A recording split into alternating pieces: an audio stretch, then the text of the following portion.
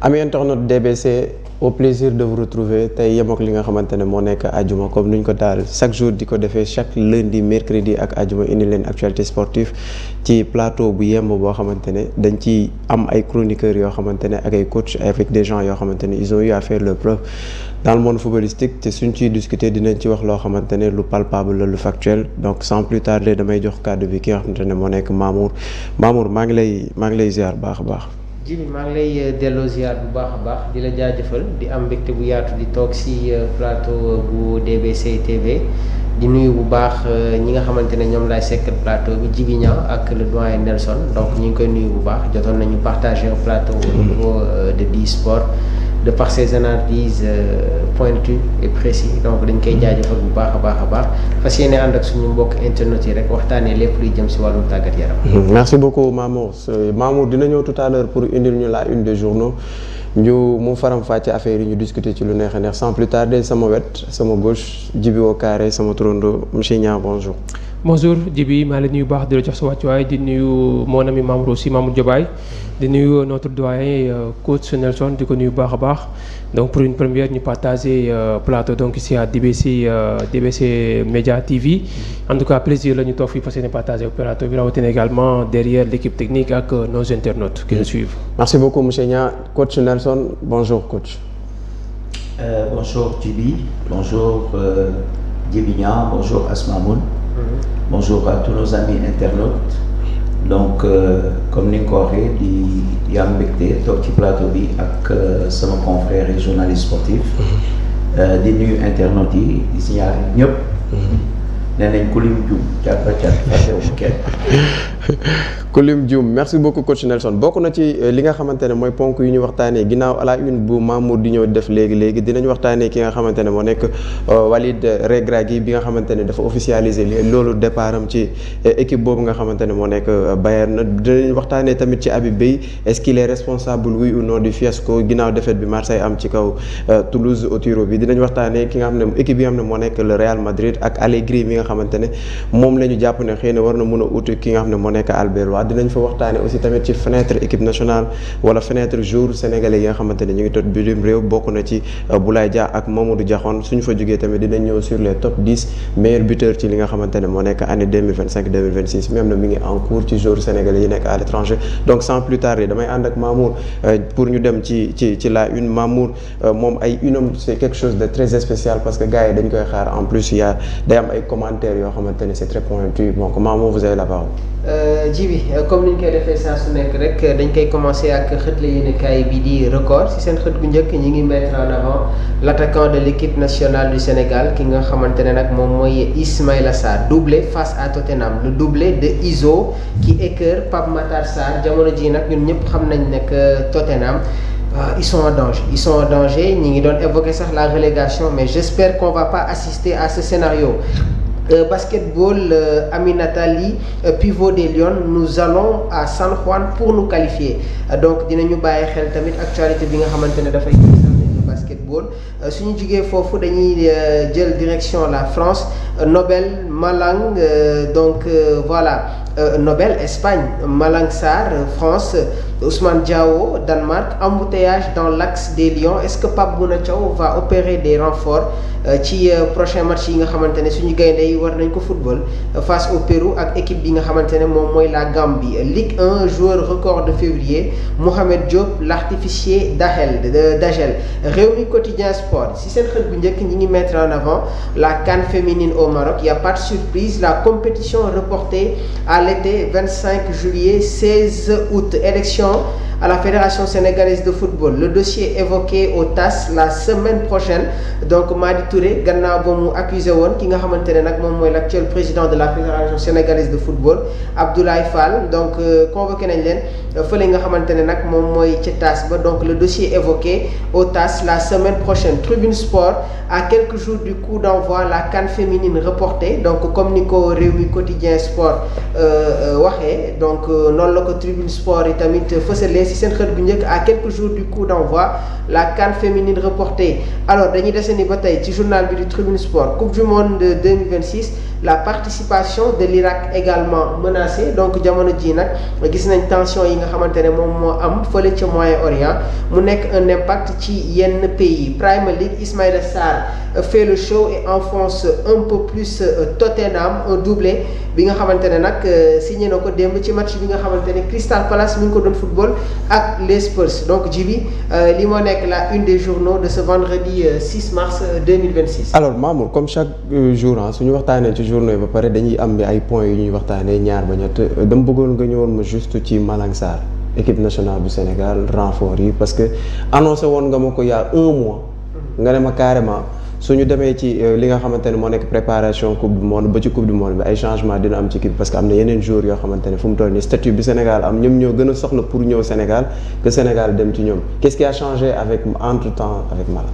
bon Malang ñun ñëpp xam nañ ne que tolloon nañu ci période boo xamante ne Aliou Cissé bëggoon na ko indi ci équipe bi mais joueur bi dafa préféré woon rester dans l'attente donc jamono ji nag à l'époque mi ngi woon Chelsea dafa jóge Chelsea dem Monaco joué na Nice joué na Monaco après si la ñëwee fi nga xamante ne moom mooy RC Lens moo remplacé Medina bi dem Olympique de Marseille jamono ji nag gis nañ ne que joueur bi mi ngi évoluer il est en train de faire de très belles prestations waaye tamit il a gagné beaucoup de maturité un très fort mental léegi nag dafa am benn débat boo xamante ne jamono ji dañ ko relancer muy lan est-ce que Pape Bouna Thiaw dafay indiwaat ay joueurs yu bees ci match yi nga xamante ne suñu gaynde yi war nañ ko football face au Pérou maa ngi koy wax nii ak la Gambie suñu fa jógee am nañu yeneen ñaari match yi nga xamante ne mooy nekk suñu kanam États-Unis Arabie Saoudite laataa ñuy dugg ci li nga xamante ne nag moom mooy la Coupe du Monde en dehors de Malang Sarr il y a un autre joueur qui joue actuellement au niveau du championnat espagnol Rayo Vallecano muy Nobel Mendy donc mu nekk ñaari défenseurs yi nga xamante ne nag jamono ji ñi ngi évoqué seen intégration au sein de la tanière léegi il y a des questions est-ce que Pape Bouna Thiaw dina convoquer Nobel Mendy convoquer en même temps ki nga xamante ne moom mooy Malang Sarr parce que man jàpp naa ne que derrière Moussa Niakhaté war nañu am beneen arrière central boo xamante ne numériquement mooy nekk la doublure de Niakhaté nekk un gaucher démb nag ñaari joueurs yi dajante nañ Moussa Niakhaté ak Malang Sarr jot na am sax benn altercation bu ndaw par la suite sax ki nga xamante ne moom mooy Malang Sarr jot na def une réaction c'est des choses qui arrivent au cours d'une rencontre mais su jeexee rek jeex na c'est son frère je pense qu'aujourd'hui est-ce que c'est pas des signes d'annonciateur futur en tout cas man image bi ma gis démb xaw na chambouler tuuti sama logique d'analyse bi nga xamante ne moom laa nekkoon. mooy maa ngi ñëw sa poste laay jël si. non pas déedéet il y a une hiérarchie au sein de cette défense ñun ñëpp xam nañ ne que Kalidou la ak Moussa Niakhaté Malang Sarr du ñëw rek jël la place de Moussa Niakhaté il faut respecter la hiérarchie il faut respecter les performances yi nga xamante ne joueurs yi ñu ngi koy amal actuellement au sein de la tanière et comme ni ma ko yàggee di wax on se dirige vers une édition mondiale et en général entraîneurs yi su ñuy dem ci compétition yu mel noonu du ñu bëgg a opérer ay changements trop mais man jàpp naa ne diggante Malang ak Nobel dina am benn joueur boo xamante ne dina ñëw intégrer la tanière ci fenêtre match bi nga xamante ne moom la ñuy waaj a def. Djibi Mamour parle d'hiérarchie et tout ok je suis d'accord avec Mamour mais attention Djibi c'est la performance qui compte plus tout est-ce que du am jafe-jafe su booy yi ñëwee Moussa Niakhaté est performant mais booy yi ak fu ñu jëm coupe du monde est-ce que c'est pas il y a pas de danger pour des joueurs comme Koulibaly et consorts? Bon, je ne pense pas. Peut-être le point d'interrogation c'était du côté de Kalidou Koulibaly où pratiquement plusieurs Sénégalais beaucoup de Sénégalais en tout cas disaient que Kalidou mi ngi jeexal mais quand même après les résultats de la dernière CAN même s'il y a jusqu'à présent des interrogations par rapport à son âge ak tamit ba xam dina mën a tenir face à des attaquants comme Erling Haaland ak aussi Kylian Mbappé. Peut-être interrogation côté wala nekkee mais du côté de Moussa Niakhaté vu ses derniers matchs avec l'équipe nationale du Sénégal man je ne pense pas que sa place elle est menacée du côté de la sélection. Parce que Pape Sarr moo tax parce que booy le jeune Sarr là. Mamadou Sarr Mamadou Sarr. Malang Mamour peut-être c'est une charnière centrale boo xamante ni dans l'avenir mën nañu prévoir beaucoup de satisfaction. Mais à l'heure actuelle nii Kalidou Koulibaly ak Moussa Niakhaté pour man à 100% à la prochaine CAN à la prochaine Coupe du Monde. C'est les deux en tout cas qui joueront dans la charnière centrale. Mais quand même après Mamour a tout à l'heure donc proposé deux noms muy Malang Sarr ak Nabil Mendy. Les deux ils ont des traits pratiquement similitudes dañoo am ay caractéristiques yoo xam ne dañu ko xaw a ndróole. Mais vu la situation actuelle ak Malang Sarr boo xamante ni il a le choix de jouer avec la France ou bien donc le Sénégal, alors que Nabil Mendy à 100% il est éligible avec le Sénégal. À part le Sénégal c'est la Guinée-Bissau. Tey peut-être attente mën na gën a am si Nabil Mendy que Malang Sarr. Donc par rapport ak fait yooyu aussi parfois je pense que ni si prochain rassemblement Pape Thiaw peut sacrifier Nabil Mendy et faire venir Malang Sarr pour chipper Malang du côté de la France et faire attendre également. De faire convoquer les deux joueurs. Ouais, c'est ça. Parce que mën na tamit nekk c'est bien possible. Wow. C'est bien possible mën na convoquer les deux, mais s'il s'agit vraiment de faire un choix, je pense que Pape Bouna Thiaw fera un choix sur Malang Sarr. Parce que sur Malang Sarr parce que circonstance moo koy waral. Nabil Mendy est beaucoup plus jeune, il a 21 ans. Il peut encore attendre. Même si un joueur qui a 21 ans directement mën na ñëw imprégné wu, mais Malang qui a 25 ans 26 ans et qui peut aussi tamit du coup balancer du côté des tricolores. Tey pour man fekkee ni def nañ cette réflexe là jàpp naa ni le staff technique des Lions devra bien sûr se pencher du côté de Malang Sarr et faire patienter un petit peu Nabil Mendy. Coach, ils aménagent pas du tout Pape Bouna Thiaw au bout du compte. Non, je pense pas. Je pense que Pape Bouna Thiaw a une ligne de conduite, comme tout coach. On est à 4-5 mois d'un événement international, sauf blessure de dernière minute. Je ne pense pas que le groupe Sénégal va changer de beaucoup. Il y a des joueurs qui frappent à la porte de l'équipe nationale, c'est vrai, que ce soit au niveau de la défense, au niveau du milieu de terrain, au niveau de l'attaque. Pour revenir à ce que Mamoun disait tout de suite, au niveau de la défense, il y a une hiérarchie. Elle existe partout. Il faudrait qu'au niveau de nos pays africains, on commence à fonctionner aussi comme ça, parce que c'est comme ça que ça marche partout. On a un capitaine qui est Kalidou Koulibaly, qui est le leader de la défense. On a son complément qui est Moussa Niakhaté. Et juste derrière eux, on a le jeune Mamadou Sarr qui a montré qu'on pouvait lui faire confiance lors de cette CAN.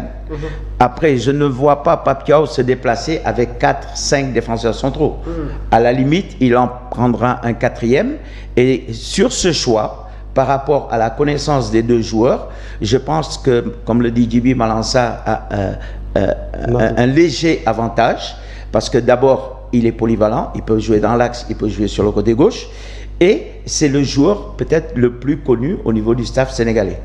Je ne connais pas bien Nabil Mendy, je sais qu'au niveau du Rayo Vallecano cette année, il est en train de s'affirmer, mais comme le dit aussi Djiby, il est jeune, il a encore une grosse marge et on pourra le voir venir. Alors deuxième point bi ñuy dem Mamour mooy élection bu fédération sénégalaise bu football, contestation dem ñëw ba ñu woo leen pour waxtaan. Est-ce que du moment où ñu jël coupe bi rek waruñu woon mën a teg lépp ci suuf? Bon, je pense qu'aujourd'hui Djiby teewe woon na ci boobule élection. amoon na ay problèmes yi nga xamante ne soulevé woon nañ ko ci boobu les procédures kàddu yi nga xamante ne Madi Touré yëkkati woon na ko donc quand tu accuses l'actuel président de la fédération sénégalaise de football moom itamit dafa war a teggi tuuma ndax liñ koy waxal lu am la wala lu amul léegi nag Madi Touré doit amener des éléments palpables ay éléments yu leer teg ko ci kaw table bi maanaam des éléments de preuve. Donc aujourd'hui, je pense que dañuy génn un peu dans le cadre du sport, dem dans le cadre juridique. Il y aura des éléments à charge, ñeneen ñi dinañu indi des éléments à décharge, mais je pense qu'aujourd'hui dañu war a tourner sur l'essentiel. En dehors des problèmes yi nga xamante ne Sénégal am na ko, les sanctions infligées yi nga xamante ne jóge na au niveau de la Confédération africaine de football, le Maroc bàyyeeguñ ñu ba tey. Gis nga tamit que sax depuis bërki démb am na benn information boo xamante ne mi ngi circuler ci Abdoulaye Fall le président de la fédération royale marocaine de football Fujilesca am na ay kàddu yi nga xamante ne yëkkati na ko donc tout ça c'est des choses yi nga xamante ne tegu na ci kaw table bi et je pense que genre procédure yi dafay retarder waat bi nga xamante ne moom mooy suñu développement waaye tamit projection bi nga xamante ne moom moo nekk suñu kanam c'est-à-dire l'édition mondiale et aujourd'hui le constat bi nga xamante ne maa ngi koy def dans la communication les équipes africaines dañu nekk un peu en retard par rapport aux autres équipes yi nga xamante ne war nañu participer à cette édition mondiale. Et c'est en fait c'est un précédent très dangereux. Aujourd'hui je pense que Djibi lan mooy programme Algérie. lan mooy programme Maroc. D'accord, le Sénégal ñun xam nañu yan équipe moom la ñu war a footballal. Mais tey jii on est un peu en retard par rapport à cette capacité de projection yi nga xamante ne moom moo ñu waroon gën a propulser au cours de cette coupe du monde là. Léegi nag je pense qu'aujourd'hui on est dans une procédure dinañu xool exactement les derniers développements yi nga xamante ne war na jóge au niveau des instances pour ñu indil ñu une clarification concernant ce point bi nga xamante ne mi ngi continuer ba tey d'alimenter le débat sportif sénégalais waaye plus précisément li nga xamante ne moom mooy concerner cette actualité autour de la fédération sénégalaise de football. Monsieur Niang yow yaa teewe woon boobu élection tey ñu gis ne mbir mi dafa dem ba ci wàllum yoon loo ci mën a jàng. waaw seulement que nit ñi ñoo ko fàtte woon rek mais ba Madi Touré defee recours avec son équipe. Madi président donc loolu yàggoon na tey peut-être rek la question mooy pourquoi ñu xaar ba période bi donc soulever waat le dossier entre Abdoulaye Fall ak Madi Touré mais bon. Abdoulaye Fall déjà moom il a marqué beaucoup de points en remportant la dernière Coupe d'Afrique des Nations. Oui. Par rapport ak tout juste ba élection yi passé ñu bëri amoon nañ vraiment sympathie du côté de Madi Touré qui vraiment mérité d'être président donc de la fédération mais quand même après les résultats des urnes bon c'est Abdoulaye Fall et son équipe Abdoulaye Seydou Sow ak ñu nekkoon donc si ginnaaw ñu remporté élection à l'Assemblée générale bi amoon na beaucoup de difficultés pour ñu jeexaloon élection yi parce que demoon nañ ba ay dépassé 3 heures du matin. Élection bu ñu commencé samedi. mu dem ba jeex dimanche xam nga yàggoon na moo nekk élection boo xamante ne organisé nañ ko mu def plus de temps si yoo xamante ne donc mos nañ ko fi organiser élection Augustin Senghor Abdoulaye Madi Touré bu njëkk ba demeewul woon noonu yeneen fi passé également demeewul woon noonu mais quand même bii nii dafa amoon beaucoup de problèmes peut-être nag enjeux yi moo taxoon ak tamit Sénégal boroon préparé 2 tournois majeurs muy la CAN ak également la Coupe du Monde ku nekk également bëgg na nekk président de la fédération également apporter tout sam si fédération mais quand même tey man durée bi rek laay xaw a xalaat tuuti pourquoi ñu xaar ba pratiquement 1 an presque donc bëgg a publier en tout cas ce résultat définitif entre les deux parties mais quand même en tout cas par rapport ak bu fekkee Madi Touré lu doon reproché à kii Abdoulaye Fall par rapport ak ay votes yu mu jënd ak corruption fu amoon donc foofu ne am nañ plusieurs preuves yoo xamante ne am nañ ko alors que beneen partie bu bañ génnee dañ ne c'est d'ailleurs le chauffeur même de Madi Touré moom la Madi yónni woon mu dem comme quoi que moom dafa ñëw pour voter gars yi moom lañ jéemoon corrompre est-ce que vraiment donc argument boobu dina tenir carrément compte par rapport ak les juges peut-être yàlla rek moo xam mais tamit ci kanam dinañ xaar di ndëgëndiku concernant les résultats qui vont sortir. Alors coach, à 3 mois de la Coupe du Monde, l'état d'esprit sénégalais devrait être figé vers la Coupe du Monde et non des élections ou bien des polémiques qui peuvent perturber notre préparation. Oui, c'est dommage parce que ce sont des choses qui arrivent dans notre football encore et dans plusieurs footballs, mais je pense que pour faire face à tout ça, il faudrait que les gens règlent ce problème une bonne fois pour toutes pour qu'on puisse voir aller de l'avant. Et par rapport à ça, soit Djibi a trop dit ou n'a pas dit tout ce qui s'est passé là-bas parce que moi je n'y étais pas, mais j'ai entendu un peu sa réflexion avec des arguments quand même qui sont assez si ça s'est passé, ils sont assez inacceptables pour une élection de fédération. D'un autre côté aussi, Mahmoud, j'aurais aimé qu'il développe un peu plus ce qu'il a dit sur Fawzi Lekja et sur Abdoulaye Fall, parce que nous autres internautes, parce qu'aujourd'hui, je suis là aussi comme internaute, ils ont soulevé un problème dont moi je ne suis pas au courant. J'aurais bien aimé aussi que Mahmoud nous dise un peu qu'est-ce que M. Fawzi Lekja reproche à Abdoulaye Fall, parce que peut-être que ça a un rapport avec les élections, donc ce serait bien que qu'on sache. Donc bi Sénégal jëlee CAN bi dañu gis nekk Abdoulaye Fall dafa demoon fële nga xamante ne moom mooy ca Bambey léegi nag dafa soulever woon ay quelques points sur l'organisation de la CAN, les manquements, les problèmes yi nga xamante ne amoon na entre les deux dirigeants. Demoon na sax ba yëkkati yenn kàddu yi nga xamante ne beaucoup n'étaient pas d'accord. Mais vu ce qui s'est passé dans cette finale là ñun ñëpp teg nañ ci suñu bët et maa ngi ko doon dama koy rappeler tout le temps le Sénégal avait des moyens pour contester les décisions yi nga xamante ne jël nañ ko teg ko suñu kaw, la billetterie, suñu joueurs yi nga xamante ne subir nañu des malaises, les sanctions yi nga xamante ne teg nañ ko suñu kaw.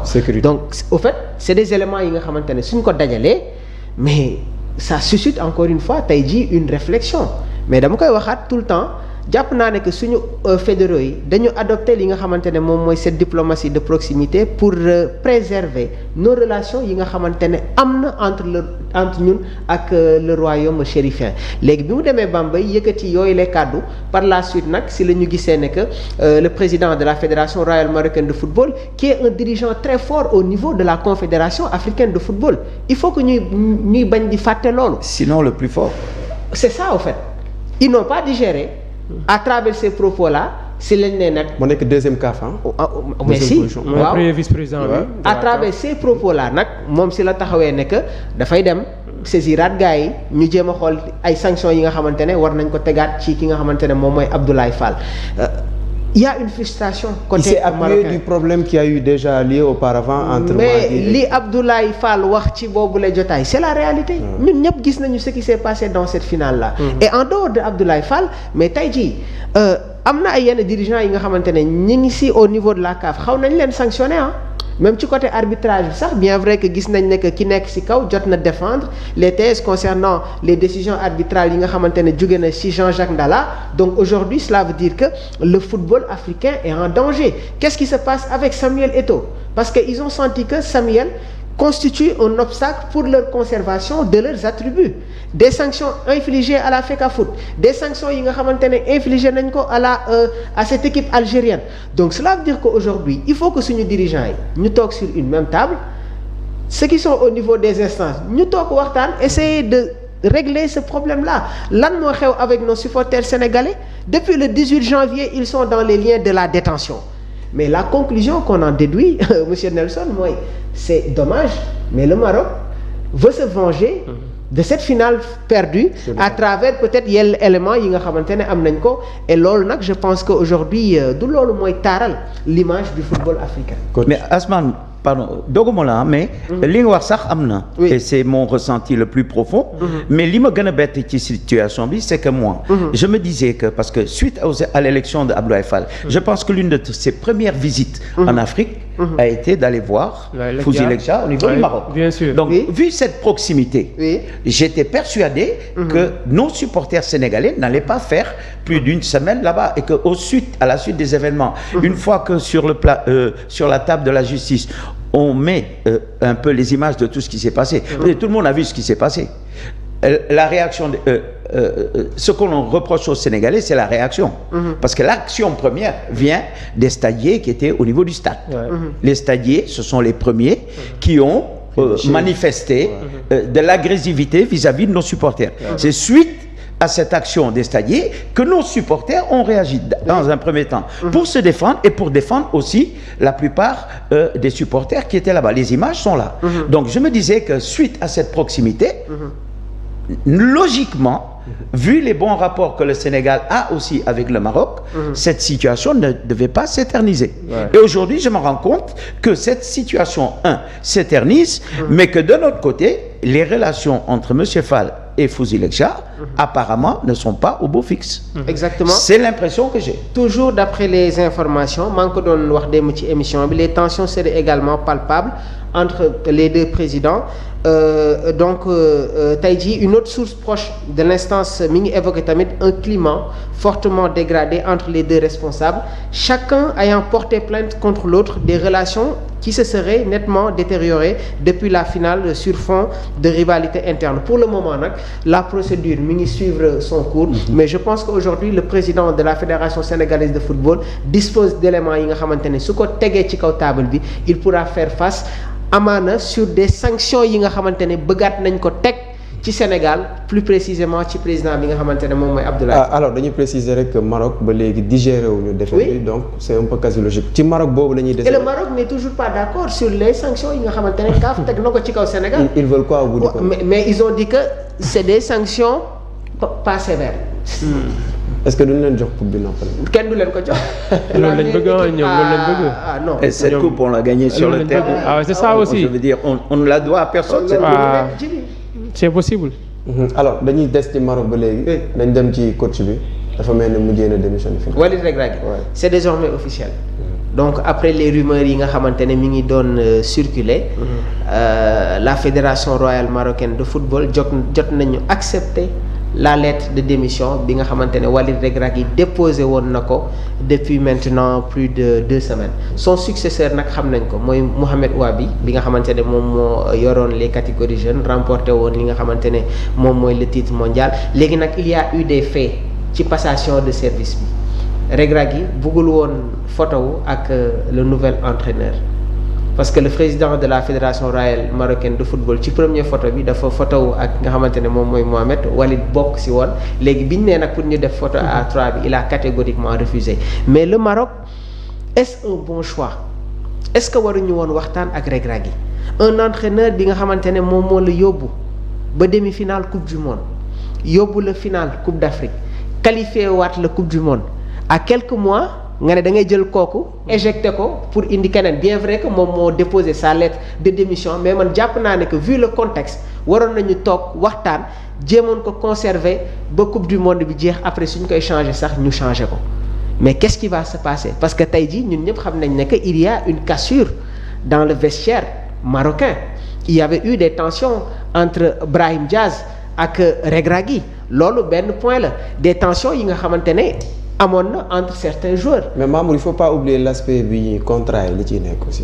waaw c'est-à-dire aujourd'hui l'entraîneur est tenu par des circonstances objectives il y a le contrat bi nga xamante ne moom la ñu mettroon en place donc cela veut dire que Walid bi mu déposé sa démission fédération bi moom mooy approuvé ndax day accepter wala du ko accepter parce qu'ils sont liés par un contrat très clair spécifique léegi nag je pense que aujourd'hui le Maroc su fekkoon ne que dafa doon dem ci coupe du monde bi ak 100% xaw nañu wàññeeku tuuti ba 50% parce que lors de la coupe du monde 2022 xam nga laataa ñuy dugg ci biir CAN bi neewoon naa leen cette équipe marocaine repose beaucoup plus sur des individualités alors que coupe du monde 2022 bi dañu amoon un collectif très fort une colonne vertébrale boo xamante ne joueurs yi xamante woon nañ seen biir Yacine Bono Romain Saïs Ounahi Sofiane Amrabat Sofiane Boufal ak Hakim Ziyech mais durant cette coupe d'Afrique des Nations ñun ñëpp gis nañ ne que le Maroc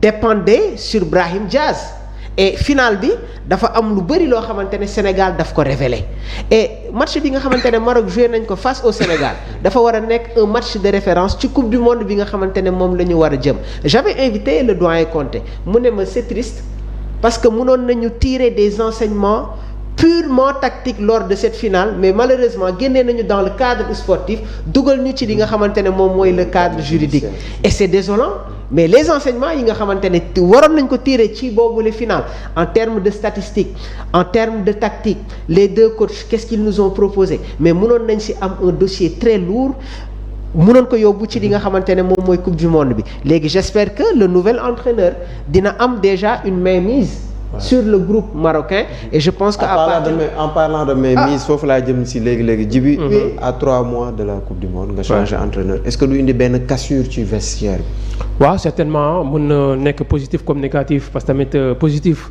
comme quoi que si Walid Regragui a par exemple des problèmes avec Brahim Diaz parce que tout le monde savait que bu fekkee ni moo dem mondial lui sa relation avec Brahim Diaz c'est déjà détérioré soit moo doon dem rek Brahim Diaz bañ a dem mondial wala soit c'est ça mënatuñu woon bokk vestiaire après ils ont jugé nécessaire que pour jéem a andi équilibre encore une fois ci vestiaire bi c'est finalement donc laisser partir Walid Regragui et surtout également moom moo ko demandé te fekkoon dafa bëggoon dem gars yi wañ xam ñu accepté ko ñu accepté ko mais tey comme moo bëggoon dem après téye nañ ko fa jéem ko convaincre aussi après tamit mu jéewul aboutir à vraiment quelque chose tey la meilleure des solutions moo ñu bàyyi ko mu dem après qui vient c'est quelqu'un également boo xamante ni il a déjà fréquenté toutes les différentes catégories de la sélection du Maroc tey fekkee également ñëw na tey déjà xam na le climat du vestiaire xam na également la ferveur boo xamante ni également am na au niveau du Maroc tey pour mu ñëw assurer la mission de donner également le compliqué te Walid certainement aussi il a déjà fait 4 ans si sélection bu Maroc pour pratiquement un bilan très satisfaisant 35 victoires 9 matchs nuls 5 défaites loolu déjà bu fekkoon résultat la rek kenn du ko fa jëlee mais quand même football mooy progresser mooy avancer également si CAN passé bi objectif am moo nekkoon remporter la CAN looloo nekkoon objectif am remporter wu ko dem na bu final ñàkk na ko devant le Sénégal par 1-0 si prolongation tey Maroc certainement bu fekkee dañ la saison finale vainqueur bi nga remporté ko boo ñàkkee dem finale dem prolongation pour man dinañ dawal tuuti compréhension bàyyi la nga continuer fa mais c'est un problème extra sportif moo tax peut-être ñu jëlee ko fa mais quand même Walid c'est un entraîneur boo xamante ni peu de temps bu mu fi def parce que tamit ba mu commencé entraîner yàggul depuis que mu tàmbali du côté de France avec Corbeil AC Corbeil fu mu juddoo d'ailleurs Esbonne passé par des mains de Roland Courbis xam nañu ko également en France xam nañu ko également Rudi Garcia mooy son premier entraîneur en équipe professionnelle laata donc mu arrêté dem des clubs te bon Maroc également moo nekkoon sa première expérience sur un banc d'une sélection à part Maroc ay club rek la yoroon Al Duel Qatar Wydad Casablanca bu Maroc fa la sax jógee d'ailleurs doog a ñëw jël la sélection marocaine mais quand même c'est un jeune technicien boo xamante ni il a beaucoup de choses à prouver après concernant ses prochaines sorties. alors coach équipe bu toog 2004 ba 2025-26 mu door dem finale entre temps demoon na fi demi-finale mu am benn même coach bi ñu xëy bis changé ko cassure bi ci vestiaire bi mais aussi impact psychologique bi joueur yi di am à 3 mois de la Coupe du Monde. Bon, pour moi, Walid Regragui, il y a deux aspects. L'aspect statistique, comme l'a dit Djibignan, il est positif. Nombre de victoires incalculables, demi-finaliste de la Coupe du Monde, finaliste de la CAN. Donc, logiquement, c'est un entraîneur à encourager pour aller de l'avant. Après, tout le monde a vu ce que cette CAN nous a réservé. Je veux dire, les problèmes extra-sportifs. Aujourd'hui, Walid Regragui, s'il reste dans la sélection du Maroc, il a un vestiaire, comme le dit Mamoun, divisé. Tout le monde sait ce qu'est un vestiaire divisé pour un coach. Est-ce qu'il a le droit d'aller avec ce vestiaire divisé au niveau de la Coupe du Monde? En sachant que le joueur phare de cette CAN, c'est Brahim Diaz. Brahim Diaz, hormis Regragui, même si Regragui part, je pense que le retour de Brahim Diaz au niveau de cette sélection sera assez compliqué. Déjà, on a vu en Espagne des matchs où certains de ses confrères marocains sur le terrain avec lui se sont montrés agressifs, pour ne pas dire insultants vis-à-vis de ce bonhomme.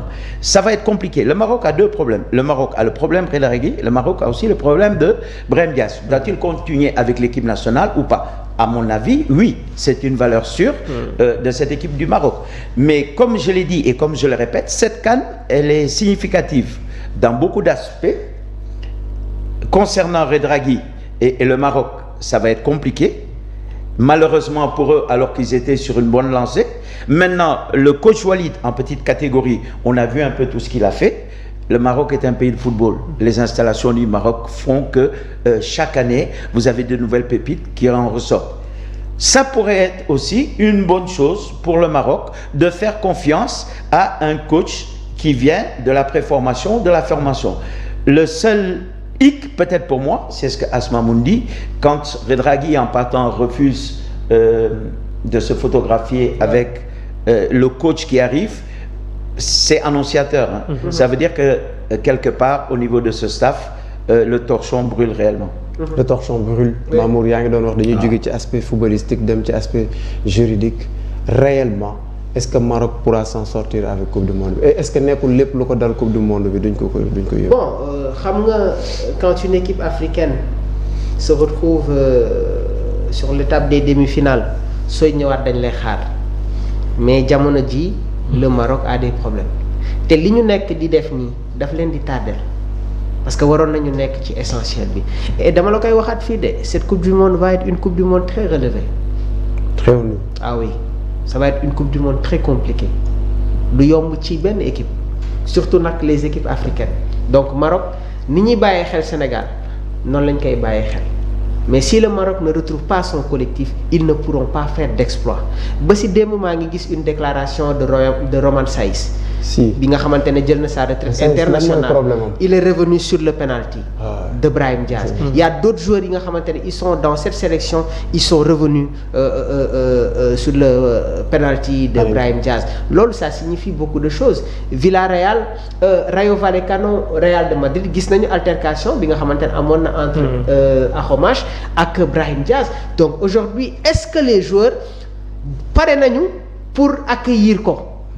Est-ce que Brahim Diaz mi ngi surmonter ba tey cette déception bi nga xamante ne amoon na ko lors de la CAN? Dama lay jox benn exemple mais Kolo Muani s'il a toujours des problèmes avec la France c'est parce qu'il y a toujours cette occasion bi nga xamante ne raté woon na ko face à l'Argentine ça lui traverse toujours et tant que le joueur n'a pas une action wala un moment boo xamante ne dafay nekk un héros pour loolu mu génn ci boppam dafay nekk tout un problème léegi nag on va essayer de voir lan mooy nekk la capacité du nouveau coach à gérer d'abord le vestiaire et ban aspect tactique moom lay mettre en place parce que commencé naa ko seetaan tuuti de base c'est quelqu'un qui a des certitudes soit c'est un schéma 4-3-3 wala dafay privilégier li nga xamante ne moom mooy une défense à 3 derrière mais attention le Maroc a des problèmes au niveau de leur charnière centrale parce que c'est pas une défense équilibrée xam nga avec l'Espagne amoon nañu une défense composée de 2 gauchers Pau Torres ak Aymeric Laporte mais dañ doon gis ne que dans les relances dañu doon jël trop de temps parce que un défenseur un arrière central gaucher qui se retrouve sur le côté droit il faut mu ñëwaat sur son pied gauche pour dem les relances Maroc premier match bi Romain Saïs gaañoo Regragui dafa dugal El Yamik c'est un droitier associé ko ak Naïf Aguerd joxu ko satisfaction par la suite si la commencé di jouer loo ki nga xamante ne mooy Adam Massina ak Naïf Aguerd 2 gauchers man si laa ne défense Maroc bii nii gars yi suñu leen songee dëgg mun nañ am dara mais le Sénégal a posé énormément de problèmes à cette défense marocaine léegi pour le moment ñaar ñooñu moom la ñu amagum il y a Achraf Dari un joueur passé par le Betis Séville qui joue actuellement au niveau de Crystal Palace droitier la mais man je préfère avoir Naïf Aguerd ñu boole ko ak benn défenseur boo xamante ne c'est un droitier parce que Adam Massina de base c'est pas un défenseur central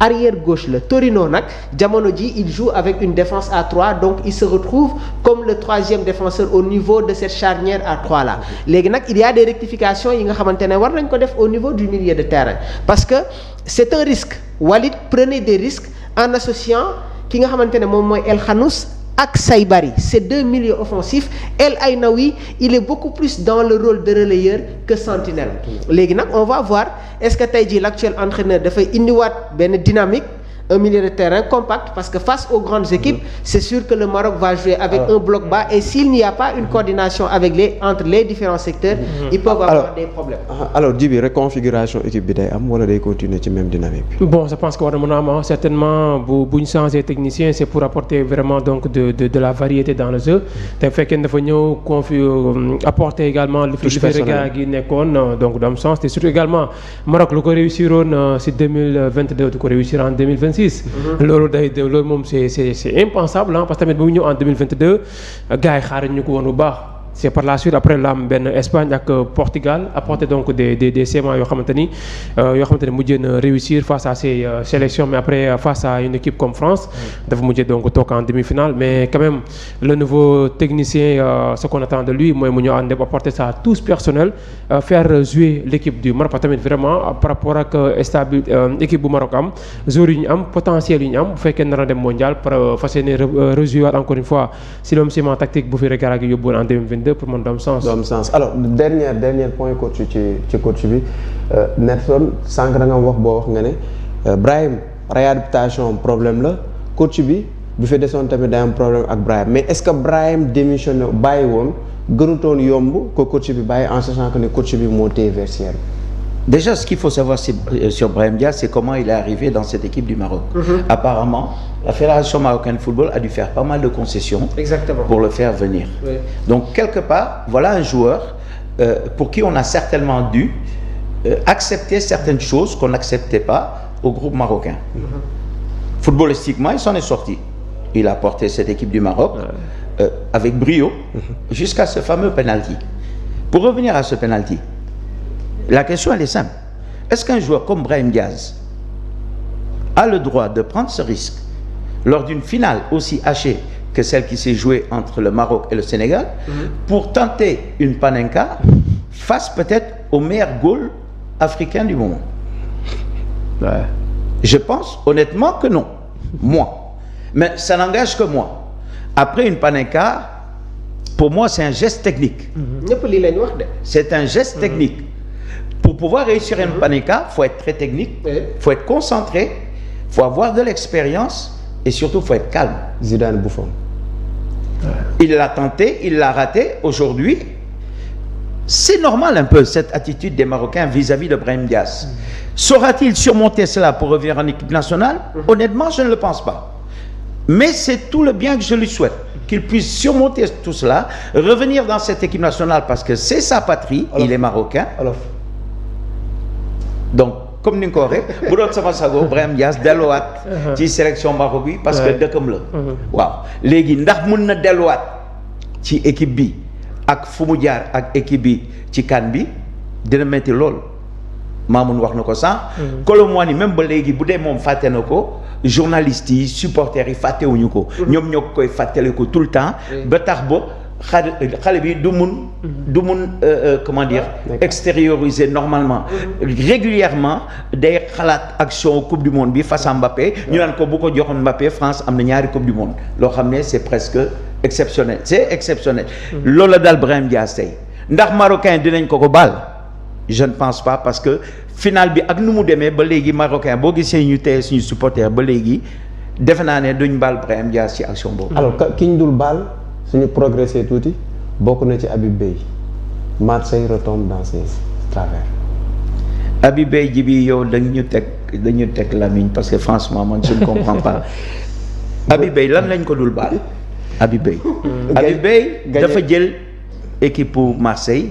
ci situation boo xam ne inédite. lii am Marseille depuis 2 ans c'est exceptionnel. cette année nañ des juste ci cette année yi. commencé na ci xeexu Rabiot ak Lowe. décision direction bi dàq Rabiot bi nga xam ne pour man moo tax ñu qualifier Ligue des champions daaw. après mu am problème encore avec De Zerbi vis-à-vis de la presse. premier problème mu Marseille ci maanaam mooy une certaine presse toxique en France qui fait que régulièrement Marseille est sur la sellette. Après aussi il faut dire les choses telles quelles. On a un groupe Marseille ren boo xam ne amuñu benn mental. action bu simple wax naa ko fi keroog nga gis benn joueur comme Ousmane Dembélé war a ñëw ci noppu capitaine Marseille. di ko ne joueur Marseille bi xamul dara.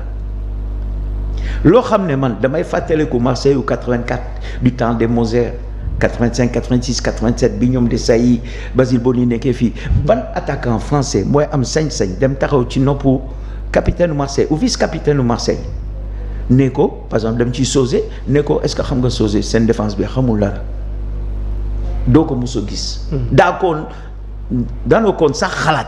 le manque de caractère. lu tax Marseille ren joueurs yi di manquer caractère bi noonu Habib Beye bi mu ñëwee pour man aubaine la si ñun.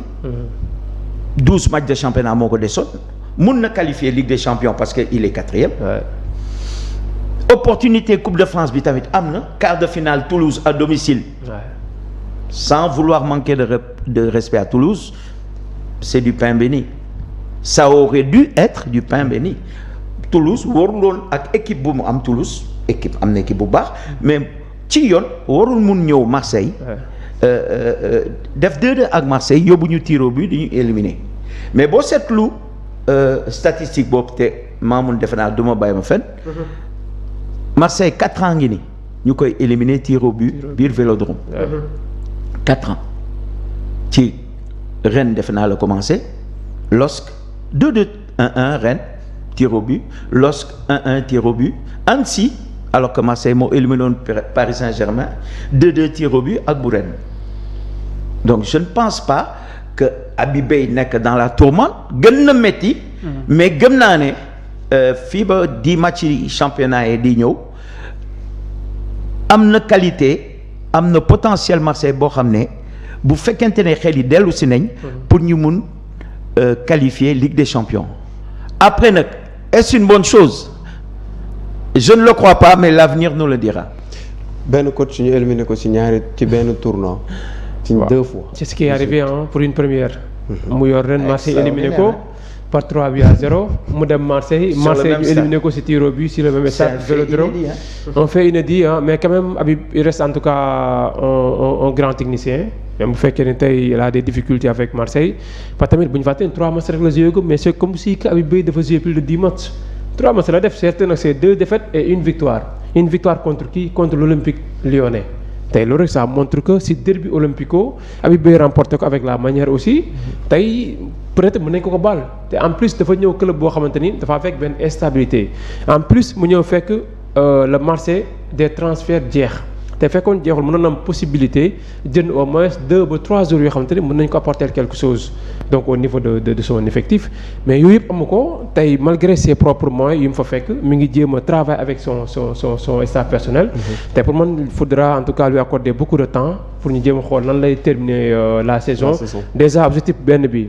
Marseille ñàkk na ko muy remporter la Coupe de France même fekkoon ni nekkul ni moom lañ ko assigné woon directement même également bu fekkee tam ñëw na remplacer Deserbi en cours de saison joué benn coupe ñu éliminé ko mais le championnat moo des l'objectif qui lui reste mooy dem yóbbu Marseille en Ligue européenne des champions faire partie des 3 premières pour ne pas aller jouer des barrages te loolu moo ko fi dese. je rappelle qu'ils sont à 2 points de Lyon. Ils sont à 2 points de Lyon. Lyon déjà moom it gis nañ démb fu mu jaar ak waa Lens.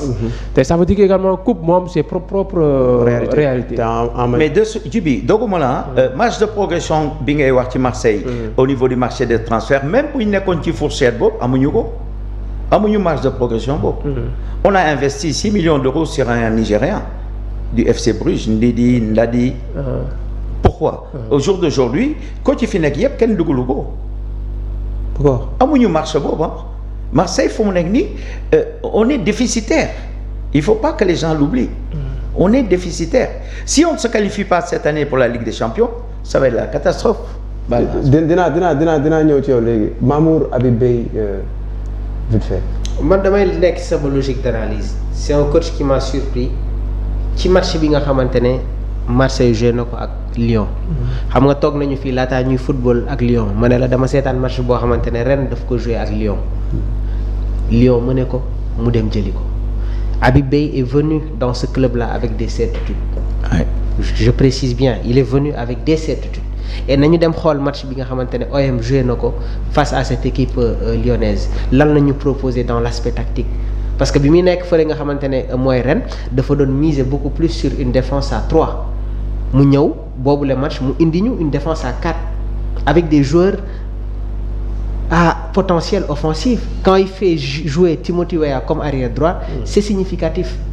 Balerdi, Naïf Aguerd, Emerson, le retour de Kondogbia au niveau de l'entrejeu les 2 pivots là ça lui avait fait du bien dans cette rencontre. Højbjerg ak ki nga xamante ne mooy Kondogbia jël Timber teg leen seen kanam Mason Greenwood Ahmed Traoré ak Pierre-Emerick Aubameyang léegi nag je pense que il faut que tamit supporters marseillais ñu xam ne que il y a des choses qui se passent au niveau interne et dafay am des fois ay répercussions mais c'est un entraîneur bi nga xamante ne d'accord il est venu en tant que sapeur-pompier mais dafa am un projet dans le long terme.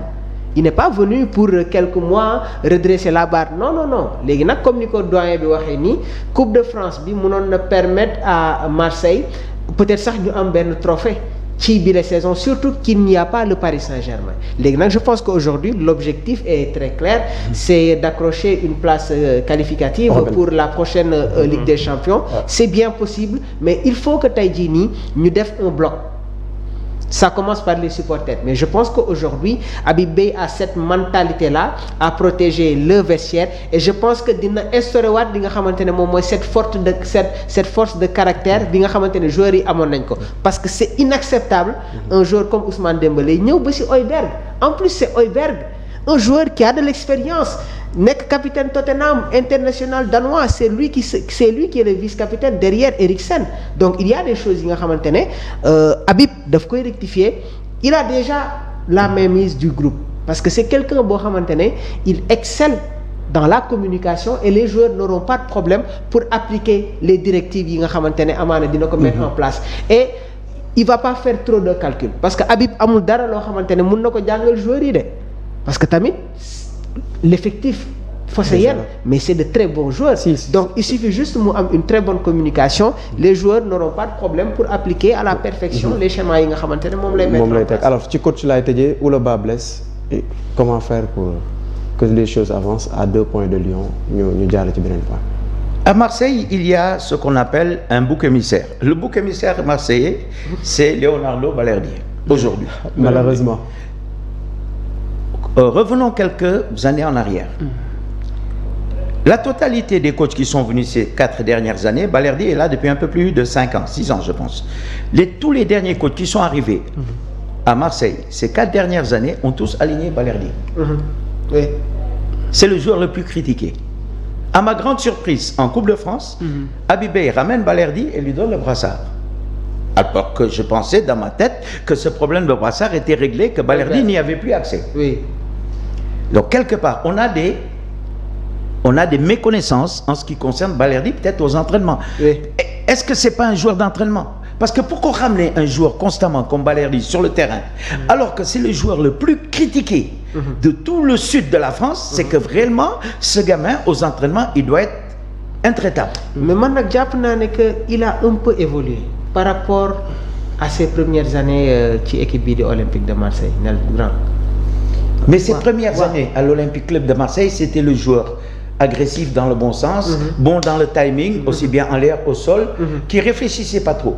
Depuis que Balerdi commence à réfléchir comment sortir le ballon à droite, à gauche, il nous crée des problèmes. Parce qu'il est convoqué avec la sélection argentine. Donc ce sont ses performances yi mu def moo tax waa ji am confiance ci moom. De même que Medina. S'il y a l'absence de Lisandro Martinez, entraîneur u Albiceleste bi dafay compter sur ce joueur-là. Léegi nag comme ni ko waxee, il y a des choses qui se passent dans les entraînements. Aux entraînements. Que ñun xamuñu ko.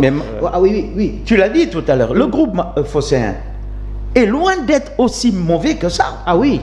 On a des joueurs de qualité. Aujourd'hui, par exemple, moi je suis coach. Ce qui me pose problème réellement dans cette équipe de Marseille, c'est notre meilleur buteur, c'est Greenwood. C'est l'animation offensive de Greenwood. Greenwood aujourd'hui, et le meilleur buteur du championnat. Quels que soient les coachs qui viendront à Marseille cette année, vont le faire jouer parce que c'est une valeur sûre. Oui. Mais Greenwood, dans l'animation offensive, c'est une valeur sûre. Mais après Greenwood, il est capable du pire, du meilleur comme du pire. Et souvent, dans le pire, il nous fait mal. C'est-à-dire, dans sa reconversion défensive, Greenwood, il est inexistant. Il joue côté droit. Mais dès que Marseille a le ballon en projection offensive, il rentre à l'intérieur pour animer le côté axial ou le côté gauche, pour permettre pour may Timothy Weah mu jël côté droit bi. Mais bu perdre bal bi ci diggu terrain bi, équipe de Marseille de nekk infériorité numérique. Donc souvent les longs ballons dans le dos, bal bi nga xam ne dañ koy sànni suñu ginnaaw défense, suñu défenseurs yi gaawuñu dañ ñuy sonal. Habib Beye loolu déjà évalué na ko waxtaan nag ci ak ñoom et mu ngi ciy jéem a liggéey. bu ñu fàttee tamit Habib Beye ñëw Marseille du ma ne gratuit la, mais c'est tout comme benn coach comme Deserbi bi doon laal 450 xaw ma 540 millions d'euros. bi Habib Beye ñëwee dañ ko jox dañ juboo ak moom ci 90 millions d'euros pour muy yóbbu équipe bi sur 1 an. effort yi mu def pour jël Marseille man comprendre naa ko parce que dafa bëgg équipe bi.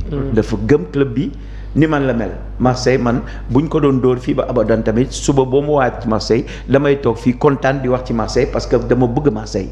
Mais Marseille mooy équipe boo xam ne bés boo commencé di ko bëgg rek ci ngay commencé di am ay jafe yu dul jeex. Mais Habib Beye tey man mënuma koo jeter la pierre. comme ni ñu ko waxee. technicien la wax nga ko. xam na club bi. football na fa nekk na fa capitaine. Encore une fois keroog maa ngi ko doon wax ji bi boo xoolee dernier trophée bi ñu gagné Marseille kii ñu koy indil joueur loon Marseille nekkoon fa capitaine ba pare dem nekk coach indi ñu Première Ligue bi. Donc c'est tout le mal que je souhaite à Habib Beye. J'y crois te gëm naa ne mun na qualifier équipe bi 3e place Ligue des Champions. di rappeler juste que ci week-end bi inchallah Marseille Toulouse lay amaat encore championnat. Donc ils sont à 2 points de Lyon te biir Toulouse la ñuy dem. Donc c'est le moment de se racheter parce que coach comme nous ko waxee tout à l'heure c'était du pain béni, mais malheureusement Marseille n'a pas su en bénéficier. Mamou damay avancer ak yow très rapidement. Maximiliano Allegri am expérience en tant qu'entraîneur jaar ci club yu mag jël façon trophée bu ne pressenti pour succéder à Alvaro. Le Real de Madrid sous tension. Je vais pas évoquer une crise, mais bon il y a un problème au niveau du Real. Oui, te mi ngi commencé nag depuis Xavi Alonso. parce que xam nga Xabi Alonso bi muy jugee Bayer Leverkusen dafa am ay joueurs yoo xamante ne dafa doon compter ci ñoom c'était le cas de Luka Modric.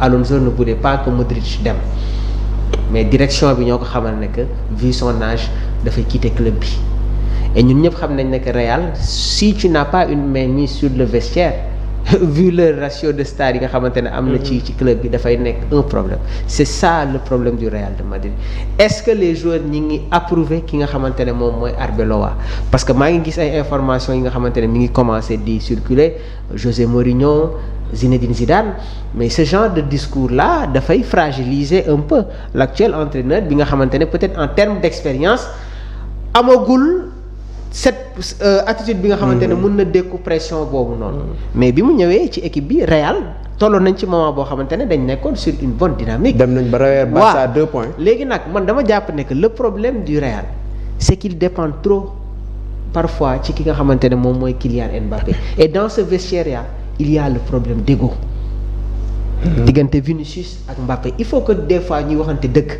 beneen mbir bi tamit ils ont des problèmes au niveau de leur défense parce que ils ont Rudiger am nañu Alaba am nañu Hussein ils se sont renforcés avec Carreras man jàpp naa ne que sax ci transfert yi nga xamante ne réalisé nañ ko ci saison bii nii Carreras moo si gën a dox Arnold n'est pas régulier Hussein retrouvé wul les performances yi nga xamante ne amoon na ko fële ca Bournemouth au niveau du milieu de terrain il y a des joueurs yi nga xamante ne ils sont pas complémentaires dama koy waxaat et beneen problème bi mooy à chaque fois que Federico Valverde joue comme arrière droite le Real a des problèmes au niveau du milieu de terrain léegi nag ils ont toujours eu un schéma classique parce que bi ñu jógee ci saison 2004-2005 par la suite si nañu gisee Real boo xamante ne mi ngi commencé di jouer avec un schéma 4-3-3 parce que 2004-2005 on se rappelait qu'il y avait un schéma en losange Graversen David Beckham Figo Zinedine Zidane Raoul Ronaldo des fois on avait Guti donc c'était tout le temps un schéma en losange bi Carlo Ancelotti ñëwee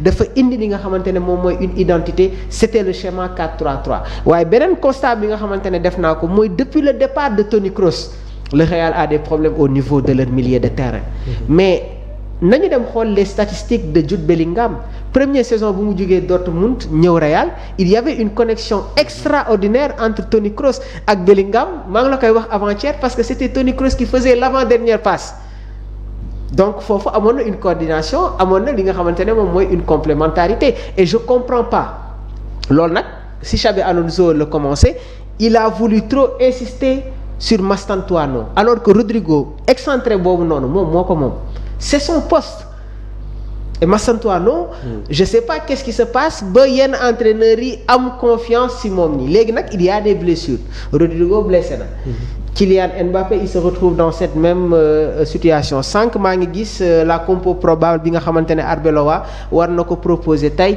un duo d'attaque Brahim Diaz Vinicius Junior l'animation au niveau du milieu de terrain qu'est-ce que lan lay joxe mais je pense qu'aujourd'hui si le Real de Madrid fait une contre-performance suñu defee oui Arda dans l'animation mais Arda à chaque fois suñ ko associé ak Jude Bellingham il se perd parce que c'est des joueurs yi nga xamante ne ñoom ñoo bokk les mêmes rôles sur un terrain léegi nag il y a un profil très rare dans le football mooy le numéro 10 xam naa ne sax coach foofu il faut que ñu indil ñu ci une appréciation maanaam numéro 10 classique boobu noonu mi ngi gën di rare dans le football actuel xaw ma nag lan moo koy expliquer mais s'il y a défaite aujourd'hui un entraîneur comme Allegri vu son expérience peut-être qu'il peut faire de très bonnes choses au sein de la Casablanca.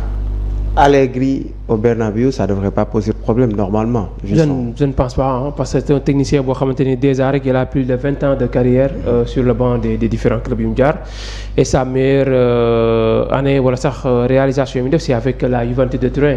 2 fois finaliste en Ligue européenne des champions 2015-2017 jël na Calcio avec Juventus jël na Calcio avec. C'était qui sa ligne d'attaque 2016-2017. 2000 à Juventus. De la finale perdue en Ligue européenne des champions. Contre Barcelone. Non, c'était contre Real Madrid hein. Non, sa ligne d'attaque. Il y avait aussi Higuaín je pense. Gonzalo Higuaín. Il y avait Higuaín aussi. Derrière il y avait Marquisio, ils avaient Pirlo. Pjanic. Voilà, c'était une équipe Barzagli, Buffon dans les buts. Vraiment c'était une excellente équipe. Marquisio au niveau du banc. Après malheureusement après avoir quitté Juventus dem Milan quitté waat na fi Milan ñëw Juventus et malheureusement pour benn bref délai la woon parce que réussirul fàttewul son dernier passage avec la Juventus de Turin delluwaat Milan jusqu'à présent fa la nekk nii depuis 2025 mais pour moi c'est un technicien boo xamante ni si Real vraiment réussi en tout cas. mais Allegri il a un jeu très défensif. waaw il a un jeu défensif parfois également il peut jouer défense à 3 est-ce que Real tàmm nañu ko jouer non Real souvent défense à 4 lay jouer. l'a essayé mais ça n'a pas marché est-ce que tamit déjà joueurs yi ñu ngi fa il tax donc mën a jouer défense à 3 loolu déjà c'est un problème il n'a pas fait. mais Djibi sooy teg benn système ci benn équipe pour nga bëgg mu am benn finalité bu baax il faut d'abord yow nga def sa marché bopp. nga xam joueurs yu adapté wu ci système bi nga bëgg a jouer est-ce que bu ñëwee fekk benn équipe bu exigeant comme Real Madrid boo xamante ne niveau d'exigence am c'est résultat coûte que coûte soo ñëwee pour changer nomenclature au jeu équipe bi est-ce que doo retrouver wu comme Xabi Alonso. bien sûr doo am temps bi Alonso mi ngi doon jéem a imposer petit à petit son système de jeu avec le Real Madrid mais malheureusement amul temps bi carrément pour réussir ko Allegri également bu ñëwee lu mu fi fekk rek la mën a jouer comme ce que fait pour le moment donc Arbeloa certes dafa ñëw pour dépanner mais Real ne compte pas sur Arbeloa dans le futur tey dafa ñëw pour dépanner rek mais la vision du Real Madrid dépasse carrément Arbeloa l'ancien défenseur des Reds de Liverpool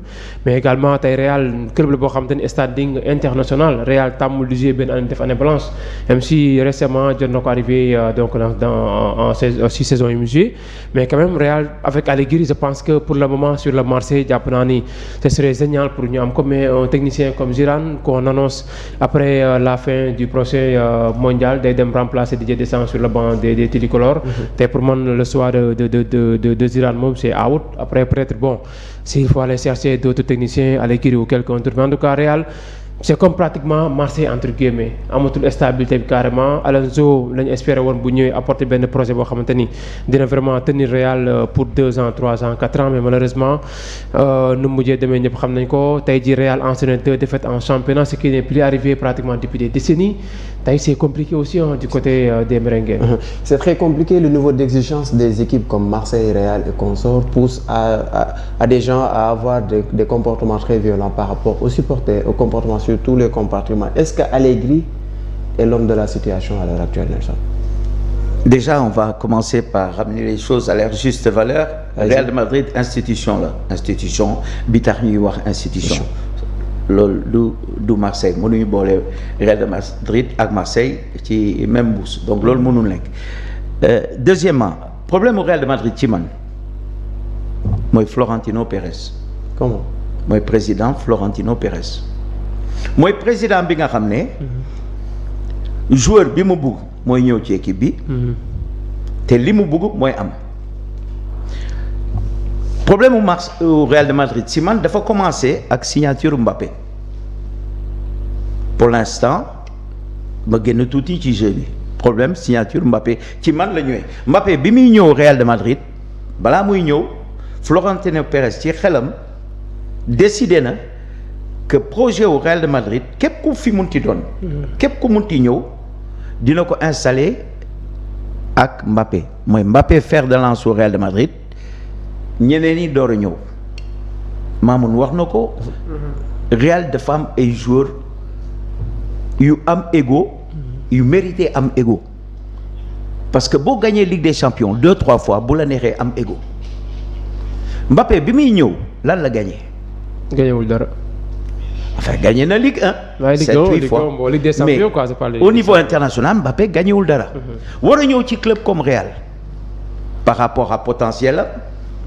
weddiwuma potentiel Mbappé bu ma amoon équipe suba ñu ne ma jëleel benn attaquant ci monde bi moo am xaalis mu jël attaquant ci monde bi moom laay jël mais Mbappé dafa ñëw ak kay carence am Mbappé mooy joueur bi gën a cher Real de Madrid Mbappé li mu négocier ci droit d'image am benn joueur Real de Madrid musu ko négocier alors que am nañ ay ñoom Vinicius yu gagné 2 Ligues des Champions am nañ ay Valverde il gagné 2 xaw ma 3 Ligues des Champions fekk fa ay attaquant comme Jude Bellingham attaquant fut son excellente année bi mu def bi muy jógee Dortmund Mamoun mu ngi koy wax léegi avec Toni Kroos Modric derrière lui donc Mbappé ñëw na Xavi Alonso qui pour moi est un technicien hors pair bi muy jógee Leverkusen ñëw problème yooyu la am amul carte blanche pour teg équipe bi mu bugg dafa ñëw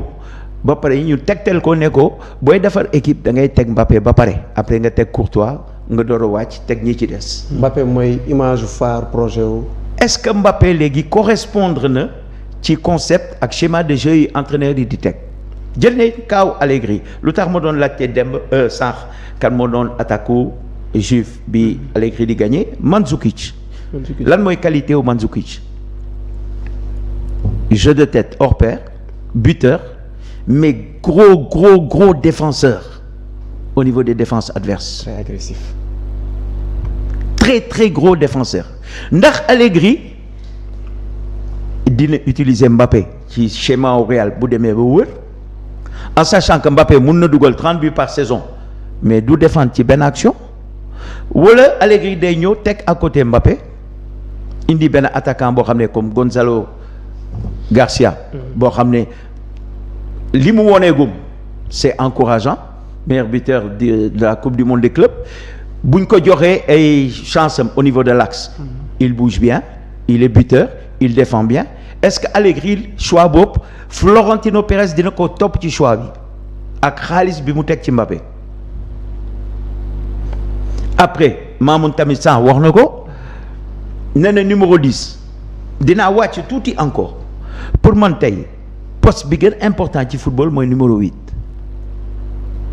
poste bi gën a important ci football mooy numéro 8 numéro 8 warul sonn numéro 8 même bu perte bal bi war na jogaat numéro 8 on lui demande pas d'être parfait mais on lui demande d'être intraitable sur le terrain parce que numéro 8 boo xoolee kii ñu doon wax ne duñ ko signaloo 2 ans parce que mag la Modric dañ ko seetaan AC Milan ren il est irréprochable sur le terrain dama koy seetaan ba léegi damay laajte ndax Modric réellement il a 34-35 ans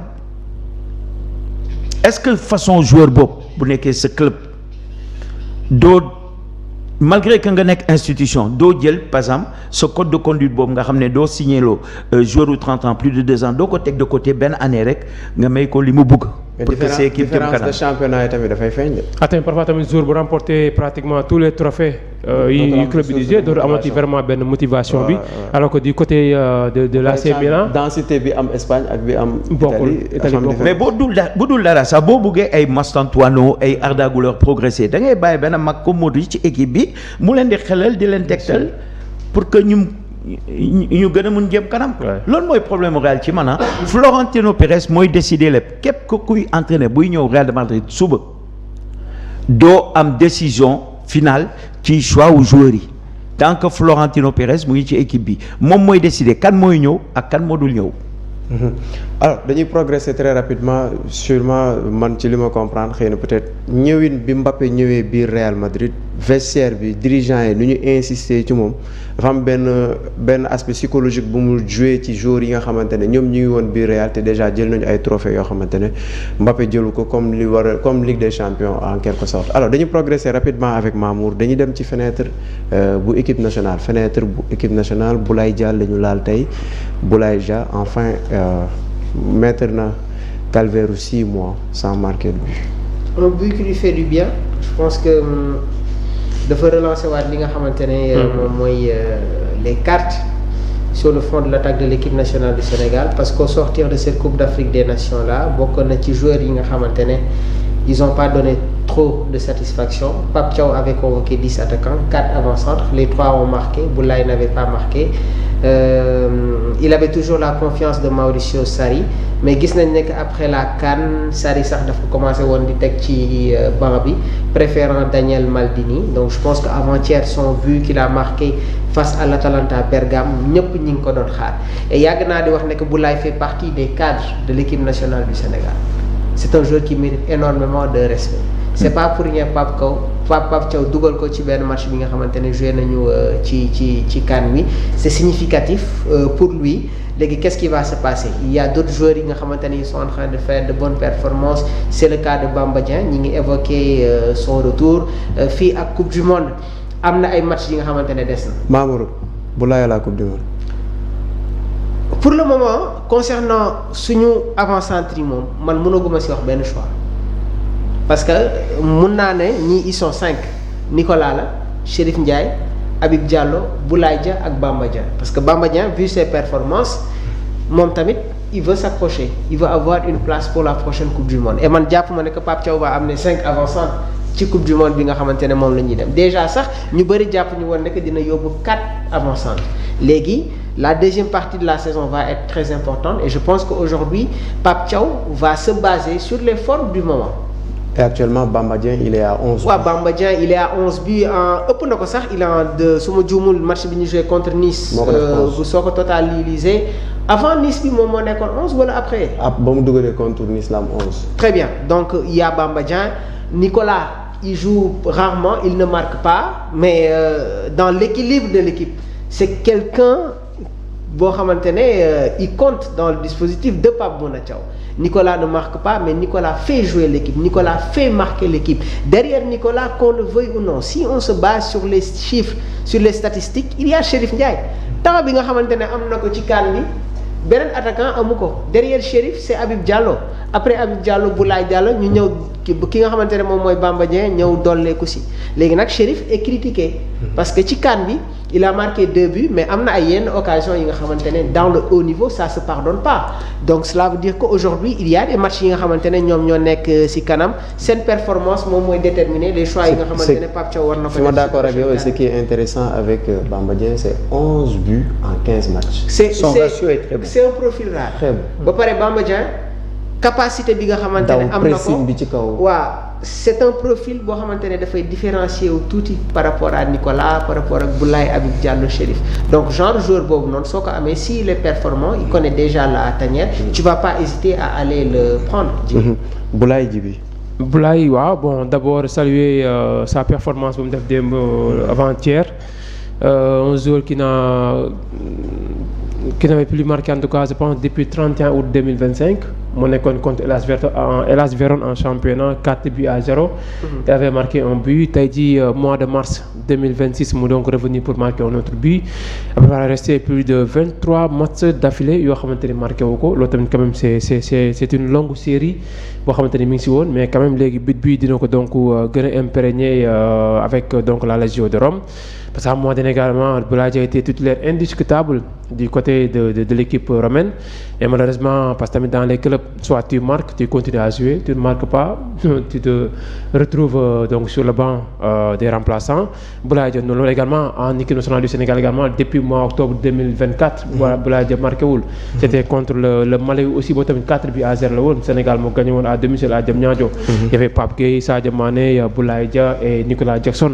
Tey bu fekkee ni amoon na 17 boobu noonu yëpp mu toog marqué wul en sélection marqué wul en club aussi là c'est un problème et par rapport également à une autre situation mooy Boulaye moo taxoon ñu qualifié mondial 2022 beneen bi mooy Boulaye il fait partie des cadres contre l'Égypte à Diamniadio moo marqué woon but d'égalisation à la 4e minute je pense de jeu tey c'est un joueur cadre boo xamante ni Pape Thiaw a besoin de lui certainement nag en équipe nationale nag amul xaritoo amul leneen c'est des performances. Bamba Dieng aussi il performe avec Lorient mais est-ce que carrément Bamba Dieng va convaincre Pape Thiaw si au prochain rassemblement ces performances-là garantiront ko une place au prochain mondial. Il y aura des fenêtres que le Sénégal va disputer est-ce que bu ñëwee la moo nar a nekk ses rendements son rendement ses performances en équipe nationale du Sénégal et alors beneen bi mooy depuis que Pape Thiaw mi ngi au Sénégal Bamba Dieng ñëwagul équipe nationale du Sénégal. Bamba depuis Aliou Cissé la fi géej. donc tey jii fekkee ni Pape Thiaw ñëw na bu naree travailler ak moom tey dina xool Bamba lan la koy apporter te Bamba également a un profil différent de Jackson de Chérif Ndiaye de Habib Diallo tey est-ce que Pape Thiaw dina compter si moom si atout bi nga xamante ne am na ko son avantage son profil de jeu. Jibi équipe bi dafa soxla kuy dugal n'est-ce pas. waaw mais pourquoi ñuy bàyyi ki nga xamante ne moo nekk Mbaye Diagne am 21 buts en 25 matchs bu dee kuy dugal rek la ñu. xam nga tamit déjà mi ngi noonu. problème tamit Mbaye Pape Thiaw da koy am. Mbaye Diagne cette saison bu ne au minimum il te met 20 buts. ouais ci équipe bi mu jaar yëpp au minimum te pourtant bokkul ci projet Pape Thiaw yi Aliou Cissé bu ko fi andi woon tamit sax benn mois tamit da koo génne tey est-ce que carrément tamit loolu noonu moom mooy tax nga ñëw équipe nationale du Sénégal performance la d'abord en club Bamba Dieng mi ngi si yoon bi est-ce que après bu ñëwee si séance d'entraînement yi di ñëw regroupement prochain équipe nationale du Sénégal Pape Thiaw lu muy xaar carrément si moom dina ko am.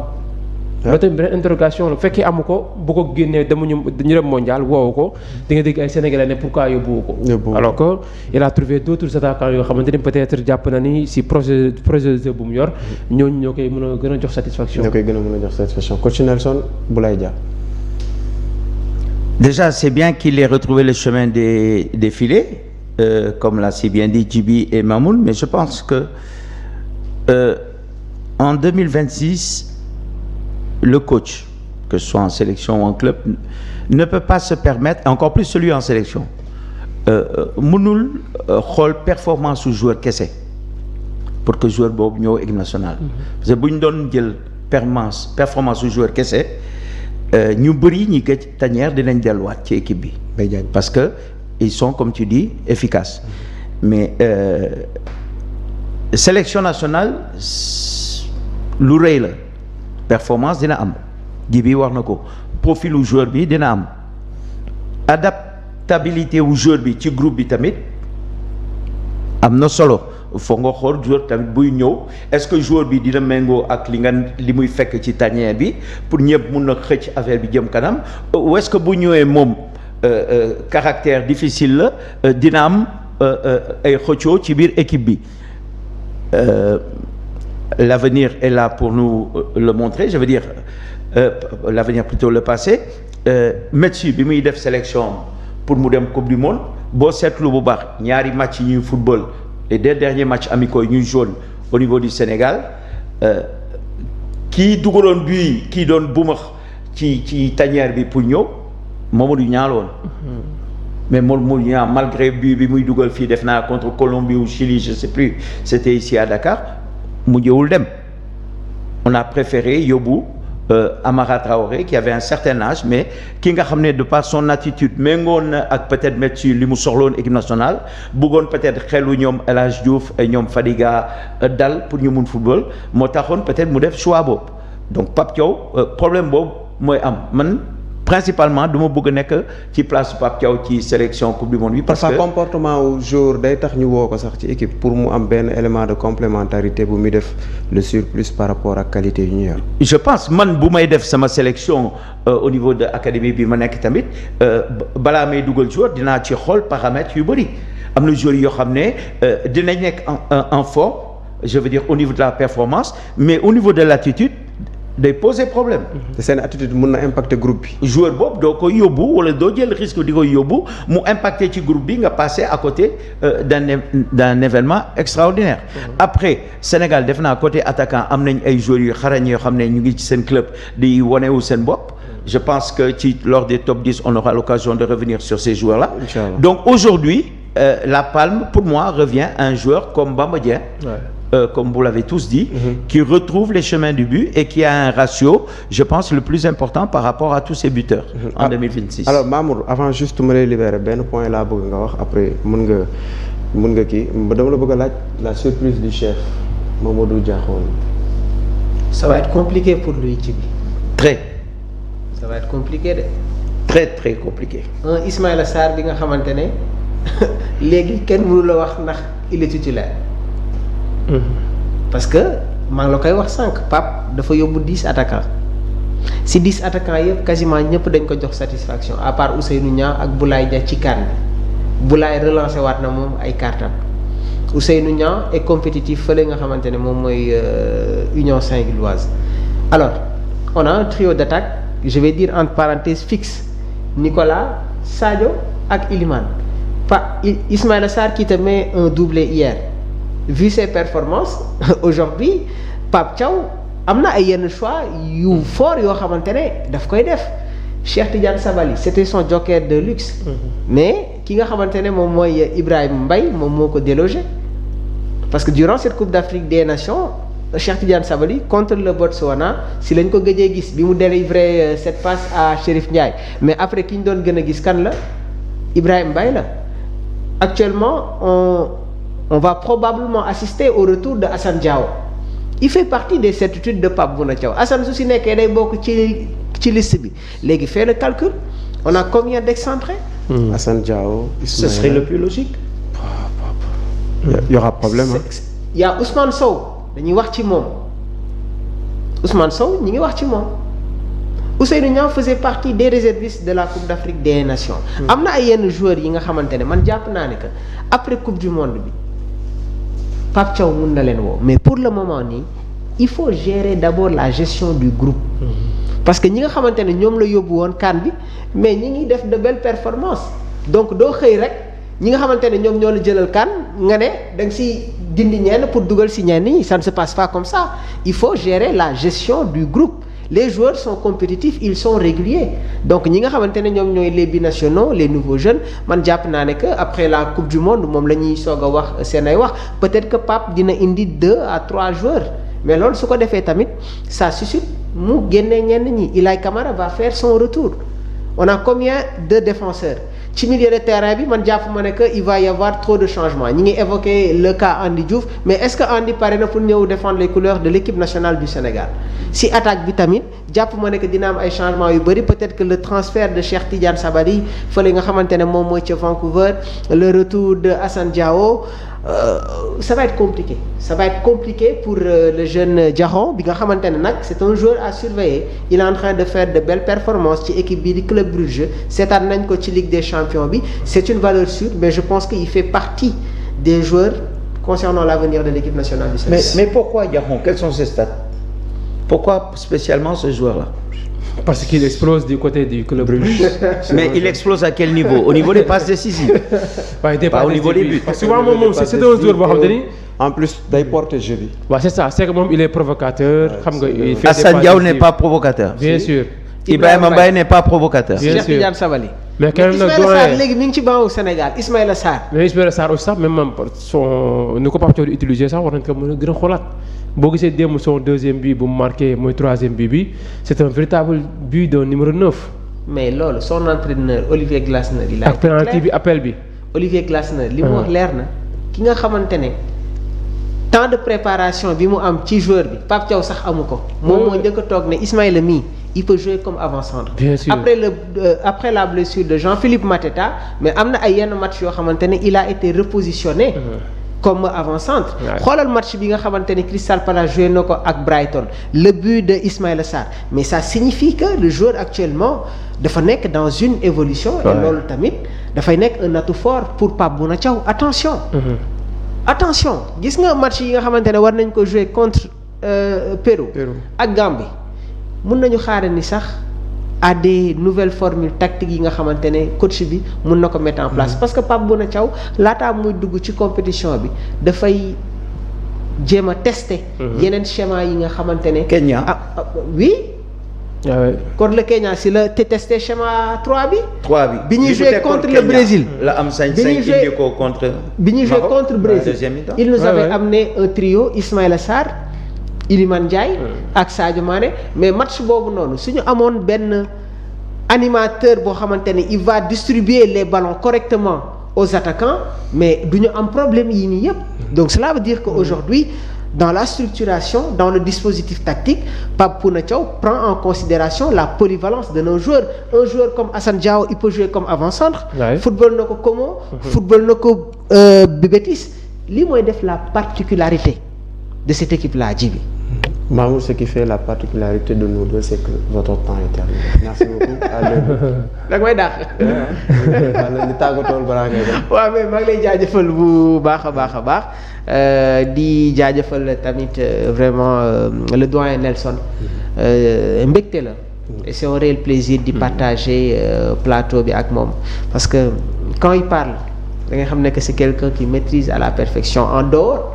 du coach qu'il est et truc mais quand il parle parce que tamit nekk sur le terrain di entraîner mun na wute ak nga toog ci plateau di décortiquer le football mais saa yu waxee rek da ngay xam ne que vraiment kii ni muy wax nii maîtriser na ko et encore une fois dañ koy ñaanal rek suñu borom gën a yokk mën-mën bi et projet yi nekk ci kanam rek mu gën a sax inchallah rabbi di jaajëfal bu baax ni ma koy waxee il a l'habitude de nous faire des analyses de Allegri donc maa ngi koy jaajëfal bu baax a baax Djibi Niang di la jaajëfal sur la manière dont tu animes les plateaux Djibi jaajëf jaay nga ma sa temps jeex na Mamadou Diakhone Djibi. Mamadou Diakhone waaw bon comme ni nga ko waxee léegi rek c'est un joueur qui n'a que 20 ans même bu fekkee ni tey jii il ne marque pas beaucoup de buts parce que tamit booy xool sa meilleure saison bu mu def c'était avec Reims Il avait joué 51 matchs pour marquer 6 petits buts. Bon, certainement dans ce fait que statistique boobu nga jël da ngay jàpp ne moom c'est un attaquant qui ne marque pas beaucoup de buts, mais quand même il fait marquer des buts. Donc déjà loolu moo nekk son atout te il est également explosif, dribbleur là, il est rapide aussi. Mais quand même, il a beaucoup de choses à apprendre. Parce que 20 ans, là, il a fait les différentes classes de la sélection tricolore, U17, U18 et U20. Toutes les sélections, oui. U20, oui, il a joué, je pense, 4 à 6 matchs avec France. Mais malheureusement, jusqu'à présent, marqué au but.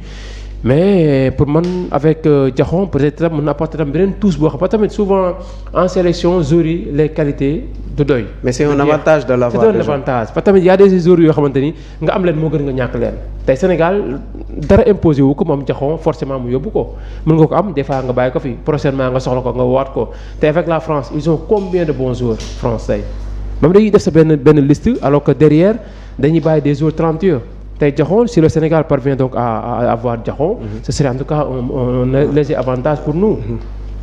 Coach, pour un premier essai, ça a été vraiment un coup de maître avec Mbaye. Pourquoi pas réessayer la même chose avec Diakhoum si les circonstances le veulent bien.